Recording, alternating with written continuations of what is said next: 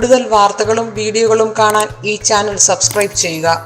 കൂടെ bell button അമർത്തുക. നമസ്കാരം. പരാജയം എല്ലാവരും ഭീതിപ്പെടുത്തുന്ന ഒരു കാര്യമാണ്. പരാജയം, ജീവിതത്തിൽ പരാജയം, പരീക്ഷയ്ക്ക് പരാജയം, എല്ലാ തലത്തിലും പരാജയം. എൻ്റെ ജീവിതം തന്നെ പരാജയമായിരുന്നെന്ന് പറയുന്നവര്. പരാജയം വിജയത്തിലേക്കുള്ള ചവിട്ടുപടിയോ? പണ്ട് പറഞ്ഞു കേട്ടിട്ടുണ്ട്, ജീവിതത്തിലേക്കുള്ള ചവിട്ടുപടിയാണ് പരാജയമെന്ന്. അത് സത്യമാണോ അല്ലയോ എന്ന് നമുക്ക് നോക്കാം. പരാജയങ്ങൾ വിജയത്തിലേക്ക് നയിക്കുന്നു എന്ന പല ഉദാഹരണങ്ങളും നമ്മൾ കേട്ടിട്ടുണ്ട്. ഒരിക്കൽ പരാജയപ്പെട്ടാൽ വീണ്ടും തിരിച്ചോടുന്ന, അതിന് പകരം ആ പരാജയത്തിൽ ചവിട്ടി നിന്നുകൊണ്ട് വിജയത്തിലേക്ക് എത്തുന്ന പല ഉദാഹരണങ്ങളും നമ്മൾ കേട്ടിട്ടുണ്ട്, കണ്ടിട്ടുണ്ട്. നമുക്കത് അറിയുകയും ചെയ്യാം. അനുഭവിച്ചറിഞ്ഞിട്ടുണ്ടോ എന്നറിയില്ല. ഇവിടെ പരാജയം ശ്രദ്ധിക്കപ്പെടാറില്ല ആരും. വലിയ വിജയത്തിലെത്തി നിൽക്കുന്ന ആളുകളൊക്കെ ഇതിനു മുൻപ് എപ്പോഴേക്കോ പരാജയപ്പെട്ടിട്ടുണ്ടാവും. പക്ഷെ അതൊന്നും ആരും ശ്രദ്ധിക്കാറില്ല. കാരണം എന്താണ്? അവര് ഒരു വ്യക്തിയുടെ ഉന്നത വിജയങ്ങൾ മാത്രമാണ് കണക്ക് കൂട്ടുന്നത്. അയാളുടെ വിജയം കണ്ടോ, അയാൾ വിജയിക്കുന്ന.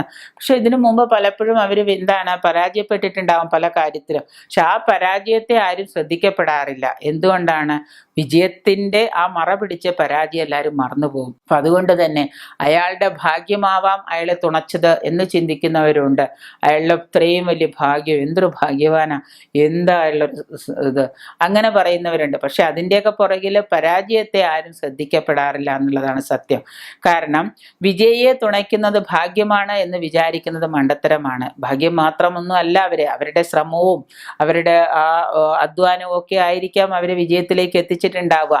തിരിച്ചടികൾ അനിവാര്യമാണ്. ഏതൊരു കാര്യത്തിലും തിരിച്ചടികൾ തീർച്ചയായിട്ടും അനിവാര്യമാണ്. നമ്മൾ വിജയത്തിലേക്ക് എത്തുന്നതിന് മുമ്പ് ഒരുപാട് തിരിച്ചടികളൊക്കെ നേരിട്ടിട്ടായിരിക്കാം നമ്മൾ വിജയത്തിലേക്ക് എത്തിയിട്ടുണ്ടാവുക.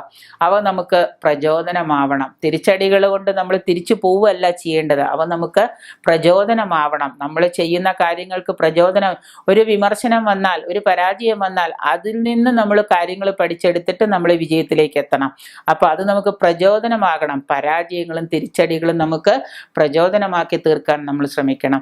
നമ്മളെ അത് വിനയം പഠിപ്പിക്കുന്നു. പരാജയം നമ്മളെ വിനയം പഠിപ്പിക്കും. എല്ലാം തൊട്ടതൊക്കെ വിജയത്തിലേക്ക് എത്തുന്നവനും ഭാഗ്യം തുണയ്ക്കുന്നവനും ചിലപ്പോൾ അഹങ്കാരിയാവാം, വിനയം ഉണ്ടാവില്ല. പക്ഷെ പരാജയവും ഇത് വിജയത്തിലേക്ക് എത്തുന്നതിനോ പരാജയം ഏറ്റെടുത്തവനെ വിനയം പഠിപ്പിക്കുന്നു.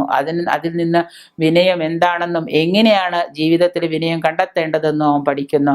പലപ്പോഴും ദുഃഖവും ധൈര്യവും ശക്തിയും അത് നൽകുന്നു. ഈ ദുഃഖം, പലപ്പോഴും നമുക്കുണ്ടാകുന്ന ദുഃഖം ശക്തിയും ധൈര്യവും നൽകുന്നു. പലപ്പോഴും പലരും കണ്ടിട്ടുണ്ട്, ആദ്യമൊക്കെ തൊട്ടാവാടികളായിരിക്കും. പക്ഷെ പിന്നീട് വരുന്ന ഓരോ തിരിച്ചടികളും ഓരോ പരാജയങ്ങളും അവരെന്തായി മാറ്റും? അത് സന്തോഷവും ധൈര്യവും ഇതുമാക്കി മാറ്റും. അപ്പം ദുഃഖം ധൈര്യവും ശക്തിയും നൽകുന്ന ഒരു പ്രചോദനമായിട്ട് നമ്മൾ എടുക്കണം. ദുഃഖം വരുമ്പോൾ കരഞ്ഞുകൊണ്ടിരിക്കുകയല്ല ചെയ്യേണ്ടത്, മറിച്ച് അവിടെ നിന്ന് നമുക്ക് പ്രചോദനം നൽകുന്ന ഒരു ശക്തി കേന്ദ്രമാക്കിയിട്ട് അതിനെ മാറ്റിയെടുക്കണം. ഓരോ തിരിച്ചടിയും നാം ആത്മപരിശോധന നടത്തേണ്ടത് ആവശ്യമാണ്. ഓരോ തിരിച്ചടിയിലും നമ്മൾ ആത്മപരിശോധന, നമ്മുടെ ആത്മാവിൻ്റെ ഉള്ളിലേക്ക് തിരിഞ്ഞു നോക്കി നമ്മൾ എന്ത് ചെയ്യണം? ആത്മപരിശോധന നടത്തണം. തടസ്സങ്ങളെ വിജയത്തിന്റെ ചവിട്ടുപടിയായിട്ട് നമ്മൾ ഉപയോഗിക്കണം. ചവിട്ടുപടികളായിട്ട് കയറി പോകുമ്പോൾ കുറച്ച് 5 പടി കയറുമ്പോൾ തിരിച്ച് താഴെ വീണു, അല്ലെങ്കിൽ കാല് തെറ്റി വീണു എന്ന് വിചാരിക്കുക. ഉടനെ അവിടെ നിന്ന് എഴുന്നേറ്റ് നിന്ന് കുറച്ചുകൂടെ ഭംഗിയായിട്ട് സ്റ്റാൻഡ് നിന്നിട്ട് അടുത്ത മുകളിലേക്കുള്ള പടികൾ നോക്കാം. ഇനി 8 പടിയുണ്ട്. ആ 8 പടി സൂക്ഷിച്ചു. ഒരു പ്രാവശ്യം വീണപ്പോൾ നമുക്ക് മനസ്സിലായി ഇനി ശ്രദ്ധിച്ചു പോയാലേ മുന്നോട്ട് പോകാൻ പറ്റുള്ളൂ. അപ്പൊ അതുകൊണ്ട് വീഴാതെ പിടിച്ച് ഭംഗിയായിട്ട് പിടിച്ചു കയറുക. അങ്ങനെ ബാക്കി മുഴുവൻ പടികളും കയറി നമ്മൾ മുകളിലെത്തി. അതുപോലെ തന്നെ ചവിട്ടുപടികളെ നമ്മൾ വിജയത്തിലേക്ക് എത്തിക്കാൻ സഹായിക്കുന്ന ഒരു മാർഗരേഖയാക്കി എടുക്കണം. അമേരിക്കൻ പ്രസിഡന്റ് അബ്രഹാം ലിങ്കന്റെ കഥ പോലെ, അബ്രഹാം ലിങ്കന്റെ കഥയൊക്കെ എല്ലാവരും കേട്ടിട്ടുണ്ടാവും, കണ്ടിട്ടുണ്ടാവും.